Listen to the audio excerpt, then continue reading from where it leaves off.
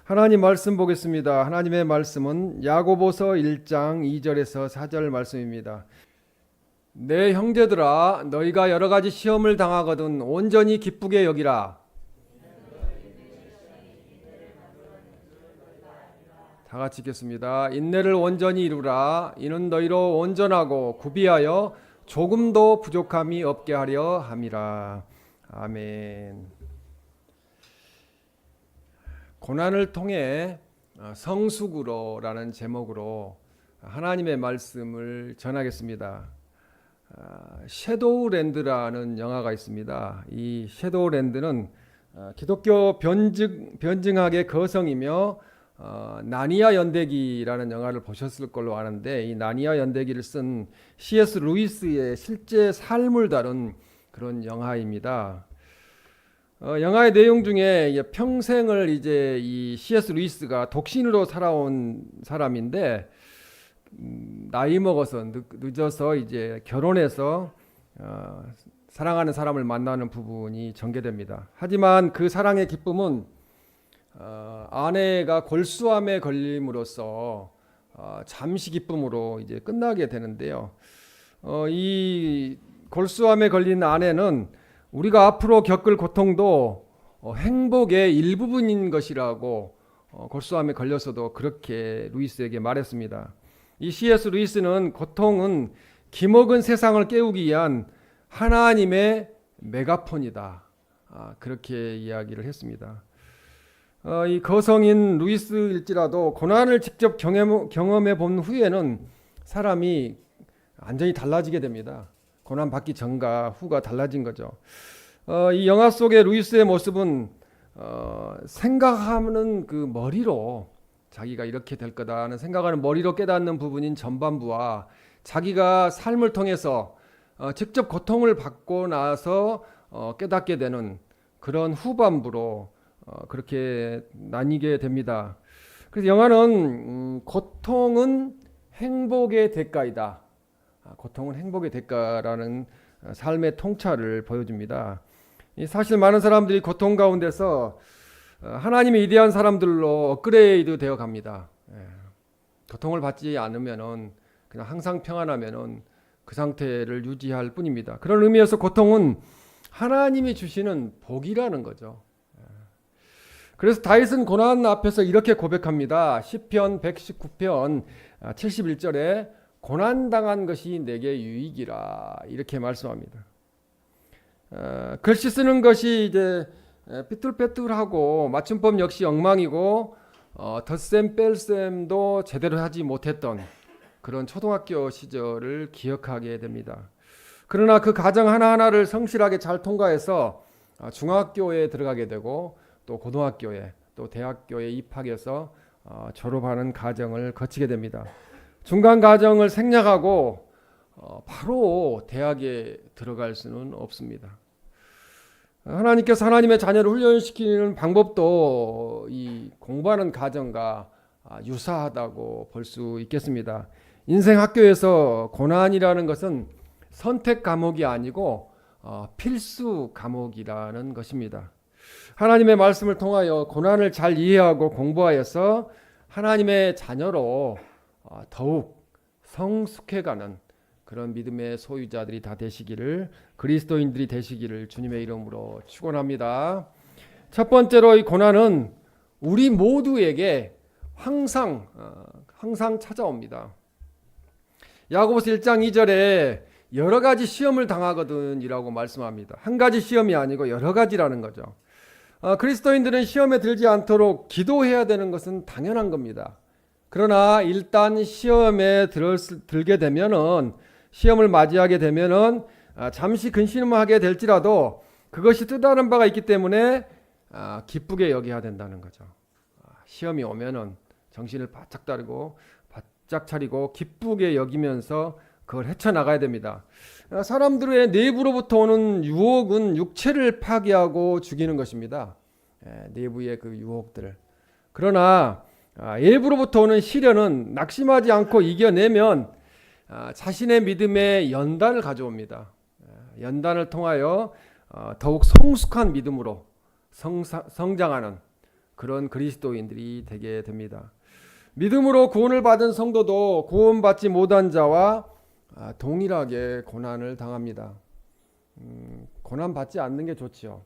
고난 받으면 너무 고통스럽습니다. 기도합니다. 하나님, 나는 하나님의 자녀인데요. 교회 목사인데요. 왜 이런 고통을 주십니까? 그렇게 기도하지만 그 시험은 계속 진행합니다. 그래서 시험을 당하든이라는 이 헬라 원문에서 보면은 이 시험이 어쩌다가 온다는 것이 아니라 시험은 당연히 있다는 것입니다. 우리가 이 육신을 입고 있는 동안 우리의 삶은 문제의 연속이고 시험의 연속이라고 볼 수 있습니다. 여러 가지 시험이라고 여기서 지금 야고보서 1장 2절에서 본문에서 말씀합니다. 근데 여러 가지 많은 문제 때문에 고통을 당합니다. 사소한 일도 그렇고 또 큰 일도 그렇고 우리를 고통스럽게 합니다. 이 경제적인 문제 또 많이 고통스럽습니다. 건강의 문제 많이 아프게 됩니다. 인간관계에서 오는 문제와 갈등들 낙심하게 만듭니다. 또 크고 작은 문제가 끊어질 새 없이 우리에게 여러 가지 시험으로 닥쳐오게 됩니다. 이것이 우리의 삶이고 우리의 인생입니다. 고난이 깊은 사람일수록 인생의 참맛을 알게 됩니다. 그래서 웬만한 고난에는 그냥 뭐 다시 지나가겠지, 하나님이 해결해 주시겠지, 이렇게 그냥 달관하는 그런 인생을 살게 됩니다. 그래서 우리는 아직 완전히 창조된 것이 아니라는 거죠. 완벽한 사람이 아니라는 거죠. 그렇기 때문에 고난이 왔을 때 우리는 믿음의 시험을 통해서 우리를 만들어가고 있는 과정이라는 것을 알아야 됩니다. 고난이 오면 하나님이 나를 더 만들어서 좋은 믿음의 소유자로 삼으시려고 이렇게 하시는구나 하고 긍정적으로 받아들여야 된다는 거죠. 이런 고난이 올 때 올바른 태도가 필요합니다. 그래서 고난 한두 번 오다가 그치는 것이 아니라 계속 오는 거기 때문에 불청객으로 우리가 초대도 하지 않고 예상도 못했는데 언제나 오는 것이기 때문에 우리는 어떻게 처리하는 것을 모르면 늘 괴로움을 당하게 됩니다. 매일 몇 시간 문제가 생기고 또 해결되고 또 문제가 생기는 것을 반복하게 됩니다. 그 문제를 대하는 방식에서 어떤 이는 불평과 탄식을 늘어놓게 됩니다. 또 시리와 좌절에 빠지고 결국 마지막 잘못된 선택을 하기도 합니다. 그러나 하나님 우리에게 그렇게 하라고 가르치지 않으십니다. 하나님의 자녀는 세상 사람들과 달라야 된다는 거죠. 하나님의 자녀이기 때문에 세상 사람들의 방식을 따라가서는 안 된다는 것입니다. 그래서 야고보서 오늘 1장 2절에 여러 가지 시험을 당하거든 온전히 기쁘게 여기라고 말씀합니다. 기쁘게 여기라. 시험 당해가지고 고통스럽고 죽겠는데 온전히 온 마음으로 기쁘게 여기라는 거죠. 여기서 기쁘게 여기라는 말씀은 펄쩍펄쩍 뛸 정도로 기뻐하라는 것입니다. 시험이 왔는데. 그래서 요셉에게 그 13여 년 동안 13년이죠. 그러니까 이 종살이, 노예살이 10년, 감옥살이 3년의 그 고통이 있었습니다. 그 고통을 통해서 요셉은 인격이 다듬어졌고요. 또 능력이 배가 되었습니다. 그리고 실력을 기르게 돼서 결국은 30살에 애굽의 국무총리로 등극하게 됩니다. 모세는 미디안 광야에서 40여 년 동안 훈련을 받습니다. 극한 훈련을 받으면서 고난을 이겨내게 됩니다. 자기의 혈기를 깨뜨리고 모세는 온유한 사람이 되었고요. 겸손한 사람이 되었습니다. 하나님을 순종할 수 있는 사람이 되어서 이스라엘을 구원하는 지도자로 등극하게 됩니다. 다윗도 20여 년 동안 쫓겨다닙니다. 대적들에게 쫓겨다녀서 항무지에서 잠을 자고 훈련받아서 이스라엘 왕으로 쓰임받게 했습니다. 바울도 아라비아 광야에서 3년여 동안 자기를 낮추고 하나님을 순종할 수 있는 사람으로 만들어져 감으로 위대한 사도 바울이 등장하게 되었고 세계 선교의 힘쓰게 되었습니다. 쓰임을 받게 되었습니다. 우리가 어려운 환경에서 만들어지고 실력이 자라나게 되고요. 또 믿음이 자라게 됩니다. 그렇게 됨으로써 결국은 쓰임 받게 됩니다. 하나님이 환난을 주신 목적을 아는 성도는 고난 가운데서 참으며 실력을 길러가고 또 즐거워하면서 그 고난을 극복하게 됩니다. 우리는 현 시대 고난에 관한 진리를 이해해야 합니다. 베드로전서 4장 12절 13절 말씀에 보면 너희를 연단하라고 오는 불시험을 이상한 일 당하는 것 같이 이상히 여기지 말고 13절에 너희가 그리스도의 고난에 참여하는 것으로 즐거워하라고 말씀합니다. 불시험은 이상한 일이 아니고 신앙생활을 하다 보면 당연히 오는 손길이라는 거죠. 그리스도인으로 산다는 거, 신앙생활 한다는 거 쉽지 않습니다. 그냥 뭐 교회 왔다 갔다 해갖고 끝나는 일이 아니고 우리 대적 마귀가 우리가 교회 가는 것도 또 신앙생활 하는 것도 방해하기 때문에 쉽지 않다는 거죠. 그래서 맹렬한 그 시험이 몰려와도 우리는 하나님으로 인해 결국은 모두 이길 수 있습니다. 모든 시험을 이기고 시작하는 시험이에요. 그렇기 때문에 우리는 기뻐해야 한다고 말씀합니다. 주님을 위해 당하는 고난 자체가 복이고 고난 다음에 하늘의 상급이 하나님의 상급이 우리를 위해서 준비되어 있기 때문에 그렇습니다. 그래서 고난 자체가 하나님의 영광으로 나아가는 관문이라는 거죠. 하나님 나라를 가는 우리가 가야 할 길이라는 것입니다. 우리가 그렇게 알고 고난과 시련을 이겨내시는 우리 모두가 되시기를 주님의 이름으로 축원합니다. 두 번째로 고난은 인내를 만들어냅니다. 아까 우리가 찬송을 불렀는데 5절까지 부르니까 인내가 필요하잖아요. 그렇죠? 너무 많이 부르니까 인내가 필요할 정도로. 그래서 야고보서 1장 3절에 너희 믿음의 시련이 인내를 만들어내는 줄 너희가 알미라 이렇게 말씀합니다. 고난과 시련이 기쁨의 원인이 될 수 있는 이유는 인내를 만들어내기 때문에 그렇습니다. 시련의 그 헬라어를 보니까 이게 도키미온, 도끼라고 이렇게 나오는데요. 시험하여서 인정받는 것을 의미해요. 시련이라는 것은 시험 받아서 인정받는 거. 그러니까 시련 오면은 하나님께 인정받을 기회가 오는 겁니다. 그래서 이것은 잘 정제된 금과 같은 믿음의 표준이라는 거죠. 그러니까 믿음이 좋은 분들은 시련이 없이 고난이 없이 믿음이 좋아지신 분들은 없다는 것입니다. 그래서 믿음이 좋으신 분들은 간증이 많아요. 고통스러운 고난받았던 간증들. 그래서 고난을 기뻐해야 될 이유는 고난은 인내를 낳기 때문에 고난을 기뻐해야 된다고 말씀합니다. 어떤 사람의 믿음이 어느 정도인지는 테스트를 받아 보아야 합니다. 좋은 일만 기쁜 일만 계속되면은 그분의 믿음을 알 수가 없어요.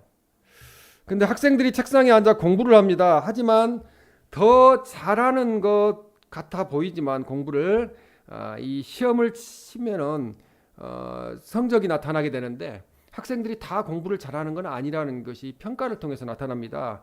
그래서 시험을 치면은 우리 예전에 빵점이라고 그러잖아요. 빵점 맞은 사람도 있고 또 100점 맞은 사람도 있게 됩니다. 학생의 실력은 시험을 봐야 알 수 있습니다. 믿음도 우리가 시험을 통과해 보아야 우리의 믿음을 본인도 모르고 있었는데 알 수가 있습니다. 시험을 당할 때 사람의 반응은 크게 둘 중에 하나예요. 두 가지 반응을 보이게 되는데 한 사람은 하나님과 등지고 신앙이 없어져 버립니다. 하나님을 떠나버립니다. 또 한 사람은 하나님과 더 가까이 나와서 하나님께 간구하고 또 예배하고 하나님을 찬양하고 믿음이 더 생겨서 성장하게 됩니다. 이 찬양 사역자인 지선의 그 새롭게 하소서 간증을 보면은 고난의 삶도 주님과 함께하니 우리가 내일 가는 소풍이었다. 소풍이었다고. 고난이 소풍이었다고 이렇게 얘기하고 있어요. 삶의 고백이 찬양으로 고백되어져서 더 은혜가 되었습니다. 시험을 맞이할 때 우리가 기쁘게 맞이해야 될 줄로 믿습니다. 아까 그 찬양 불렀던 모든 것이 은혜, 우리 사는 것이 모든 게 은혜라 했던 그 목사님도 보니까 젊은 나이에 엄청난 고난을 받았더라고요. 그 고난 속에서 그 가사, 주옥 같은 가사와 곡이 나왔다고 우리는 볼 수가 있습니다. 그래서 우리 시험을 맞이할 때 우리는 기쁘게 맞이해야 됩니다. 삶의 고백이 찬양으로 고백되어져야 우리의 찬양이 은혜가 됩니다. 그냥 따라서 부르면 은혜가 안 돼요. 그것이 나의 삶의 고통으로 그걸 겪어봤다면은 진짜 와 닿는 거예요. 그래서 두크 엘링턴이라는 사람은 고난이야말로 최선을 다할 수 있는 기회라고 말씀합니다. 내가 지금까지 최선을 다하지 못했지만 고난이 오면은 내가 최선을 다해서 그 고난을 극복해야 되기 때문에 그렇습니다. 하나님께 믿음을 둔 사람은 누구나 믿음의 시련을 피할 수 없습니다. 그러므로 그리스도인은 인내의 문제에 직면하게 된다는 것입니다. 믿음의 시련은 여러 가지 방향으로 올 수 있다는 거죠. 생각지 않은 방향에서 올 수 있습니다. 그래서 그것은 다른 사람들에게서 시험이 올 수 있고요. 심지어 가족과 친구에게 시험을 받는 경우도 많습니다. 그리고 또 어떤 사람들에게 조롱을 당하기도 하고 또 증오의 대상이 되기도 하고 오해받을 수도 있고요. 비난과 또 여러 가지 질병을 통해서 우리에게 고난이 오기도 합니다. 그러나 어떤 일에 실패에 의해 고통을 맛보았다면 하나님의 목적 안에 있는 줄 알아야 된다는 거죠. 실패가 없이 평탄하게 살면은 어떻게 보면은 이게 마귀가 건드릴 이유가 없으니까 자기 편으로 생각하니까 그럴 수도 있습니다. 그래서 오늘 본문 야고보서 1장 3절에 보면 너희 믿음의 시련이 인내를 만들어낸 줄을 너희가 알미라 이렇게 말씀합니다. 베드로전서 1장 6절에서 7절 말씀에도 보면은 너희가 이제 여러 가지 시험으로 말미암아 잠깐 근심하게 되지 않을 수 없으나 오히려 크게 기뻐하는도다 이렇게 말씀합니다. 여러 가지 시험으로 잠깐 근심하게 된다는 거죠. 그리고 고린도후서 4장 17절에 보면은 잠시 받는 환난에 경한 것이 지극히 크고 영원한 영광에 중한 것을 우리에게 이루게 함이라 이렇게 말씀합니다. 그러니까 우리가 지금 이 세상을 살면서 받는 고난 환난은 아주 경미한 그런 경미한 건데 영원한 영광은 대단히 중하다는 거죠. 대단히 귀하다는 거죠. 크다는 거죠. 그래서 하나님의 관점에서 볼 때에 우리의 인내는 하나의 목적을 이루게 되는 거죠. 하나님 나라로 가는 하나님 영광을 드러내는 그것은 경건한 사람들, 형제 우애를 가진 사람들을 또 만들어내기도 합니다. 우리가 고난 속에서 영광로 속에서 연단받고 웬만한 일에 끄떡하지 않는 그런 믿음의 소유자들이 되기 때문에 그렇습니다. 그래서 베드로후서 1장 5절에서 7절 말씀에 보면은 6절에 보면은 절제의 인내의 경건을 경건의 형제 우애를 형제 우애의 사랑을 더하라 이렇게 말씀합니다. 인내를 하게 되면은 결국은 형제 간의 우애도 하게 되고요. 우리 성도 간에도 우애를 사랑을 하게 됩니다. 미가서 6장 8절에도 보면 내 하나님과 함께 행하는 것이 아니냐 이렇게 말씀합니다. 그래서 우리가 참고 인내하면은 겸손하게 살면은 하나님과 함께 행하는 거라는 거죠. 하나님과 함께 동행하는 거라고 말씀합니다. 그래서 하나님께서는 우리의 인내를 통하여 함께 일하시고 우리의 인내를 통해서 우리와 일하신다는 거죠. 그래서 이것이 매우 중요하다고 인내가 중요하다고 볼 수 있습니다. 아픈 일도 이겨내다 보면은 이제 물처럼 유연해져요. 웬만한 아프면은 끄떡도 하지 않게 됩니다. 어려운 시련도 견뎌내다 보면 튼튼해져요. 나무처럼 튼튼해집니다. 힘든 고난도 참아내다 보면은 바위처럼 단단해집니다. 무거운 삶도 버텨내다 보면은 꽃처럼 활짝 피어나게 됩니다. 웬만한 것은 이제 달관하게 되는 거죠. 이 정도쯤이야 이렇게 되는 거죠. 고통의 시간도 지나고 보면은 바람처럼 가벼워진다는 거죠. 그때 그런 일이 있었지. 간증자들이 그렇게 간증할 수 있는 것은 간증하는 시점에서는 그 문제가 다 해결되었기 때문에 그래요. 그때 그렇게 죽을 정도의 고통이 있었다는 걸 간증합니다. 힘든 인생은 견디고 버티고 이겨내다 보면은 든든한 면역력이 생기게 됩니다. 그것이 바로 인내력이라는 거죠. 인내력입니다. 세 번째 마지막으로 인내의 결과는 신앙 인격의 성숙을 가져옵니다. 야고보서 1장 4절에 인내를 온전히 이루라 이렇게 말씀합니다. 여기서 온전히 해당하는 헬라어는 끝을 의미해요. 끝까지 인내해야 된다고 말씀합니다. 그래서 이 중도에서 포기하지 말고 끝까지 참고 견디라는 거죠. 그것이 인내라는 거죠. 조금 참는 거 이건 인내가 아니라는 말씀입니다. 이 말씀 하나님께서 온전하신 것처럼 성도들도 온전해지려면은 인내해야 된다고 말씀하는 겁니다. 야고보서 1장 오늘 4절 또 이는 너희로 온전하고 구비하여라고 말씀합니다. 그래서 온전하고는 그리스도의 지체로서 인내를 갖춤으로써 부족함이 없는 상태, 온전하다는 거, 하나도 부족함이 없는 상태를 말합니다. 또 이 말은 구약 성경에서는 탐임이라고 해가지고 흠이 없는으로 표현해요. 온전하고는 흠이 없는. 그래서 인간 생활이나 재물에 흠이 없는 상태를 가리킬 때 이 온전하고라는 말을 사용합니다. 그래서 또 구비하여라는 말씀을 보면은 헬라어의 이 신체의 각 부분이 모두 건전한 것, 하나도 문제가 없이 건전한 것을 각 부분을 가리킵니다. 그래서 그리스도인들이 모든 부분에서 갖춰야 할 것이 이 구비하는, 온전하고 구비하는 거라고 볼 수 있겠습니다. 야고보서 1장 4절에 이제 하반절에 보면 조금 더 부족함이 없게 하려 함이라 이렇게 말씀합니다. 그리스도인이 지상의 생활에서 완전한 하나님의 형상을 닮을 수는 없어요. 그렇기 때문에 이것은 온전한 하나님의 형상을 닮은 모습은 아니라는 거죠. 조금 더 부족한 사람은 아무도 없어요. 다 부족해요. 그래서 목표를 향하여 나아가는 마음 자세를 가리키는 거죠. 하나님 앞에 이렇게 살아야 되겠다. 온전하고 구비하여 살아야 되겠다. 그렇게 마음을 가지라는 것입니다. 많은 그리스도인들은 그냥 대가 없는 영적 성숙을 바라지만 영적 성숙도 우리의 인내 없이는 절대로 성숙하지 않는다는 것입니다. 주님은 한 사람의 성숙한 신앙 인격을 만들기 위해서 갖가지 아픔을 그 사람에게 주십니다. 하나님은 우리 그리스도인들 모두에게 그렇게 하신다는 거죠. 고난을 주시는 거, 아픔을 통해서 성숙해 가기를 원하기 때문에 훈련시키시는 것입니다. 고난은 우리가 원치 않는 방법이지만 하나님은 그것이 가장 효과적인 방법임을 압니다. 그냥 평안하고 교회 안 다녀도 아무 일 없고 이러면은 당연히 안 나오죠. 그런데 무슨 일이 생겼을 때 내가 하나님 앞에 잘못해서 이러는구나. 정신을 차리고 하나님께 다시 나오게 됩니다. 시편 71편 20절에서 21절 말씀에 보면 우리에게 여러 가지 심한 고난을 보이신 주께서 우리를 다시 살리시며 땅 깊은 곳에서 다시 이끌어 올리시리이다. 땅 깊은 곳에 있으면 얼마나 고통스럽겠어요. 고난이 너무 크니까 깊은 곳까지 내려가게 되는 건데요. 하나님께서 예수님이 다시 이끌어 올리신다는 거죠. 교통사고나 갑작스러운 재난처럼 내 의지와 상관없이 일어나는 비선택적인 고난이 인간을 성장시킨다는 의견이 있습니다. 그 근거로 자주 인용되는 2017년 존 로버츠 미국 연방 대법원장의 뉴햄플서에 소재한 한 사립고등학교 졸업식의 한 연설, 졸업 축하 연설이 인용되고 있습니다.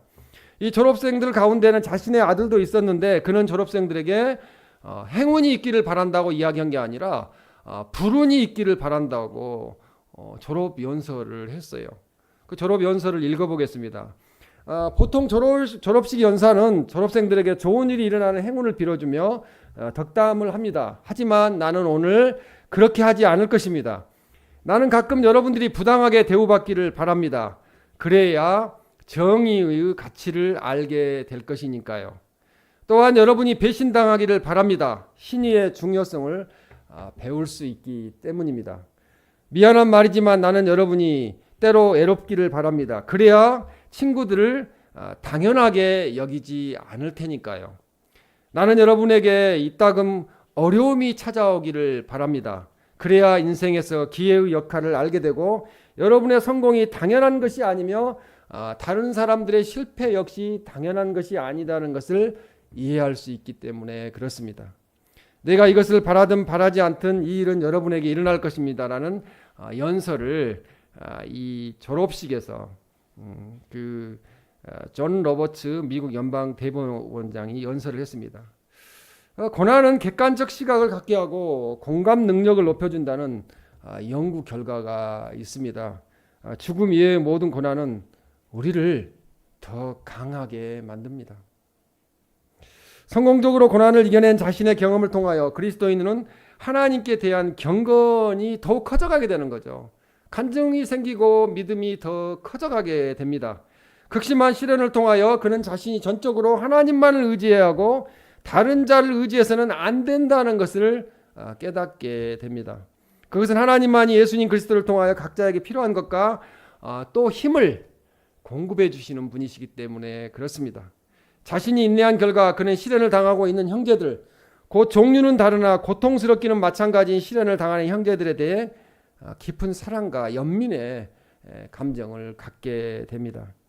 사람들이 난간 속에서 탄식하며 고통받는 것을 이제야 이해하게 됩니다. 로마서 8장 22절에 이렇게 말씀합니다. 피조물이 다 이제까지 함께 8장 22절 함께 탄식하며 함께 고통을 겪고 있는 것을 우리가 아느니라고 이렇게 말씀합니다. 그리고 하나님의 사랑, 생명을 주는 진리의 소식을 전하는 전도자가 된다는 거죠. 전도 열심히 하시는 분 고난 없이 전도하기 힘들어요. 자기가 고난을 극복했기 때문에, 저 사람이 이런 고통을 받는 걸 원하지 않기 때문에 예수 그리스도를 전하게 되는 것입니다. 고난을 피할 수 없는 것이 인생이기에 어쩔 수 없는 고난과 마주쳤다면 한 단계 더 성장하게 될 것이라고 여기고 인내를 온전히 이루어 나가야 합니다. 우리가 살고 있는 현 시대는 방황하고 또 우울하고 불안하고 너무 힘들어 살고 싶지 않다는 생각을 하는 사람들이 수없이 많습니다. 그러나 인간의 고통이 피할 수 없는 것이라면 최선의 고통은 인생에서 이렇게 활용하는 방법을 찾아야 된다는 거죠. 이 고통 가운데 내가 활용할 수 있는 방법은 무엇인가? 그걸 선용하는 거죠. 야고보서 1장 4절에 이렇게 말씀합니다. 너희로 온전하고 구비하여 조금도 부족함이 없게 하려 함이라 이렇게 말씀합니다. 하나님께 온전히 의지하면 우리가 생각도 못했던 인내력을 발휘한다는 거죠. 나에게 이런 인내력도 있었어? 이렇게 발견하게 됩니다. 새로운 시험을 만날 때에도 그것을 담대하게 받아들일 수 있는 능력이 생긴다는 거죠. 그래, 이번 시험 내가 잘 통과할 거야. 이런 마음을 갖게 됩니다. 베드로전서 2장 19절에 보면 슬픔을 참으면 이는 아름다우나 이렇게 말씀합니다. 슬픔을 참는 것이, 고난을 참는 것이 아름다운 것이라고 말씀합니다. 하나님께서 우리에게 고난과 시련과 고통을 주십니까? 소망을 이루기 위함이에요. 우리의 소망을 이루어 가기 위해서 고난과 슬픔과 고통을 주신다는 것입니다. 신명기 8장 16절에 이는 다 너를 낮추시며 너를 시험하사 마침내 내게 복을 주려 하심이었느니라 이렇게 말씀합니다. 겸손한 자에게 시험 많지 않아요. 좀 내가 잘났다고 생각하는 사람들이 시험이 더 많아요. 왜 그럽니까? 낮추시는 거죠. 하나님께서 낮추시고 마침내 결국은 복을 주시기 위해서 그렇게 하신다는 것입니다. 하나의 성숙한 신앙 인격이 형성되기 위해서는 끊임없는 연단의 과정을 거치게 된다는 것입니다. 그 과정을 거치면서 인내로 통과할 때 우리의 믿음은, 우리의 인격은 성숙하게 됩니다. 디모데후서 1장 12절에도 이렇게 말씀합니다. 내가 또 이 고난을 받되 부끄러워하지 아니함은 그날까지 그가 능히 지키실 줄 확신함이라. 부끄러울 정도로 욥은 고난 받았잖아요. 고통 받았잖아요. 그러나 인내하니까 욥은 갑절의 축복을 받게 되었습니다. 지금 내가 고난을 당하고 있다고 고난을 부끄럽게 생각하지 마시기 바랍니다. 고난은 우리 모두에게 항상 찾아옵니다. 고난은 인내를 만들어냅니다. 인내의 결과는 신앙 인격의 성숙을 가져오게 됩니다. 고난과 시련이 우리의 삶을 힘들게 해도 끝까지 인내하여 우리의 신앙 인격이 성숙해지고 또 하나님께서 우리들에게 은혜를 베풀어 주심으로 고난과 시련을 극복하는, 그리하여 믿음이 성장하고 하나님께 영광 올려드리는 우리의 삶이 되시기를 주님의 이름으로 축원합니다. 아멘.